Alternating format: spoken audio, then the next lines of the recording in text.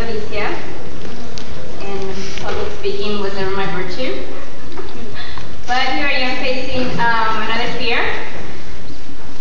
and it's quite a feat to do a lot of closing remarks for a ceremony that really has a lot to do with education. Yes, that's the focus, but has a lot more to do with has a lot more to do with the human spirit, you know, and with the dedication that each person has to fight for their dream and entangle in their individual dream. Like la señora Pimentel said, is a dream of our parents, our family. In my case, you know, my older siblings that didn't have an opportunity to go to school. And I'm thinking, you know, the whole time sitting down there's just so many thoughts and so many things that I would want to touch on.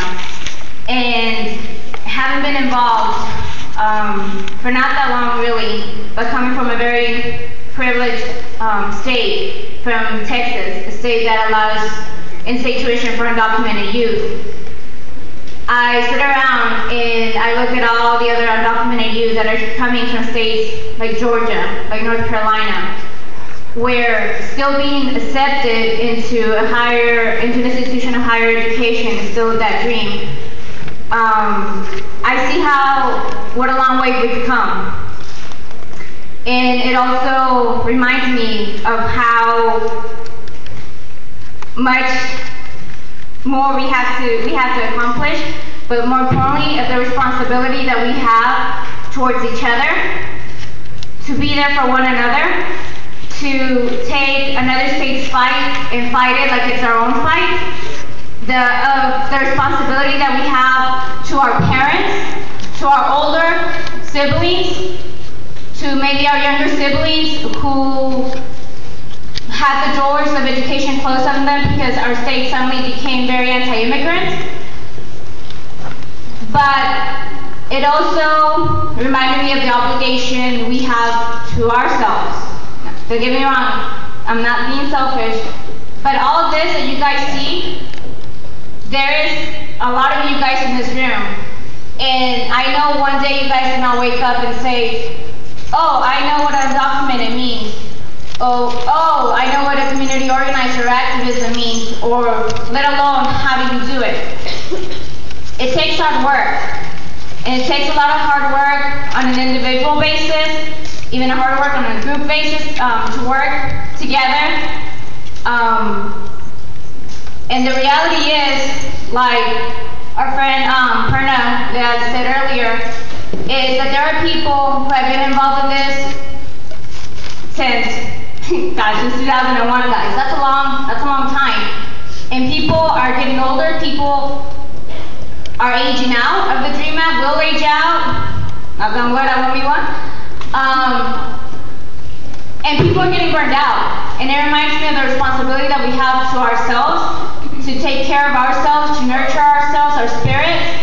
And I'm going to touch on something real quick, is that in case you guys haven't heard, it was after a deportation case that we had with Yaneli, who attempted multiple suicides while in detention, that UndocuHealth was born. It's a project of the National Immigrant Youth Alliance, in which the purpose is to create an atmosphere where we nurture ourselves and we say it's okay to one day, it's okay to wake up and be an activist, or be a community organizer, or to be just a simple high school student and say, man, today is hard, how am I going to get through this? It's okay to want to write down those thoughts. You don't always have to be the person on top of it. But it was also meant as a way for us to communicate with each other, to be there for each other. So I encourage you to please check it out. Check it out, and there's going to be ways, there are things to places where you can get help, whether it be access to medical health or access to mental health. It is our responsibility, if we want to keep on growing this movement, if we want to keep on growing as an individual and an activist and organizer, or whatever you want to, however you want to put it, to nurture ourselves and to take care of each other, and to remove the stigma of talking around mental illness that, most of us at some point face. It's okay to talk about depression, to say, I went through it, I suffered it, I'm going through it. It's okay to acknowledge the fact that a lot of our dreamers have attempted or at one point thought about suicide.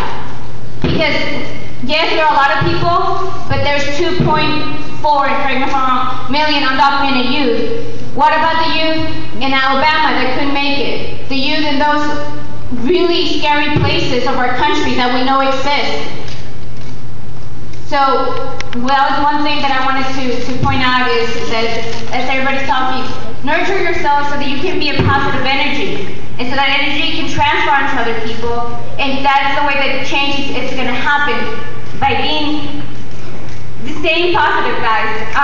And another thing is, closing remarks, we want to sum everything up, but in talking about power and what Pastor Wilker said, we have the power and how far we've come along. My mother suffers from kidney failure, and she suffers from kidney failure, and because of her undocumented status, she's not able to obtain medical treatment. It was a 2-year ordeal. Being able to get her into a dialysis clinic, an ordeal that took us from leaving everything, our home, the rest of our family in Texas, and relocating to North Carolina. It's very hard. And never in my lifetime, and I'm being serious, did I think that I would ever see a medical system, giving medical treatment or access to medical treatment and being put on the transplant list to undocumented people. Yet I was proven wrong when in Chicago, a hunger strike that lasted 21 days by 3 mothers, undocumented mothers, and let's recognize our own privilege and that sometimes our mothers don't come and speak the language, don't come and know, their rights. They learn them through us a little bit, but these 3 mothers were able to say enough is enough. We deserve a right to fight for our lives. They went on a hunger strike. They really put themselves out there. 2 brothers that needed a liver transplant decided to join them, and 21 days later, they cracked down this medical system. And I will assure you, being able to get into and crack down and getting the medical system, especially the state of Chicago, to bend over and say, I will put you guys in the transplant list, which will eventually lead into being able to do the operation and the post-operation care. That's a very tough feat. For me, it's almost like passing the Dream Act, really, having maneuvered around the medical system a lot. And to see that power of, I am undocumented, but I'm a human being, has transferred not only from, students, but onto our parents. That is something that is commended. And it starts early on, and it starts with the youth here that haven't even graduated high school and are here, And I'm sure 4 years ago, when they started DreamActivist.org, like they said, we start off and we're very naive. And then, and we really don't know what we're doing, but we just dive straight in there, full emotion. And I hope you guys are happy when you see the result of people who are ready and eager to dive in and to learn. But you also have to remember that you have to stay committed. If you want change, this Obama announcement is just the beginning. It should be only the beginning, because we know that it's not what we need. It's not what we want. We need and want more. And so we have to stay on top of it.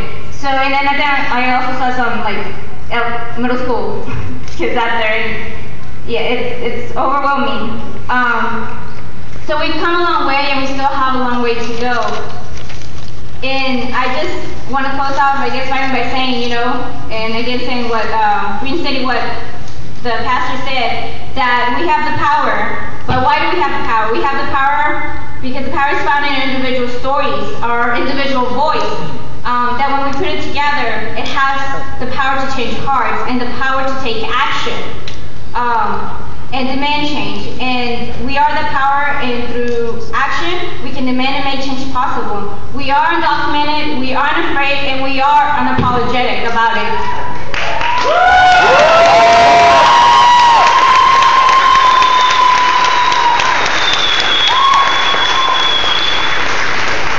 We are unapologetic about it, but for a reason. We're going to continue to learn, we're going to continue to fight, we're going to continue to fight until the attacks on our community stop. Not just the dreamer community, but overall the undocumented community. And when this struggle is over, and we know it's never over, there are other struggles that we also need to align and fight for as if it was our own fight.